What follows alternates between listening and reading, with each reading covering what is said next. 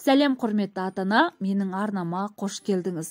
Видеоны тамашаламас бұрын менің арнама жазылып, арнаның дамуына өз үлесіңізді қоса кетіңіз. Және де өзіңізге керекті, өте құнды, пайдалы ақпараттарды алсаңыздар болады. Бүгін біз сіздермен балалардың сүйікті ойыны слайм, ермек саз сияқты қолмен жұмыс жасайтын тағы бір ойын түрімен танысатын боламыз. Бұл ойын түрінің артықшылығы сіз үйде бар заттармен өз қолыңызбен дайындап жасап бере аласыз. Ең алдымен ыдысымызға жүгері крахмалын қосамыз. Қалауыңызша бояушы затты қосып жіберсеңіздер болады, яғни әдемі түс беруі үшін. Сосын үстінен керегінше су құямыз. Осылай барлығын басы біріккенше араластырып аламыз. Менде кішкене сұйықтау болып қалды, сондықтан тағы да крахмал қостым.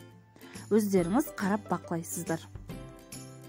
Осылай алақанды жұмған кезде қатты, ал ашқан кезде сұйық болады. Яғни баланың сұйықты, қаттыны барлығын қолмен ұстап сезінуге сіз мүмкіндік жасап бересіз. Ал енді саусақ қимылының қозғалысы бізге және де балаға не үшін қажеттігі туралы кішкене мәлімет беріп өтсем, саусақ қимылдарының дамуы сөйлеу құзыреттілігін қалыптастырады. Ғылыми деректерге сүйенсек, қолдың саусақ қимылдарын және де сөйлеу мүшелерін бақылайтын бастағы ми қыртыстары бір-біріне өте жақын орналасқан.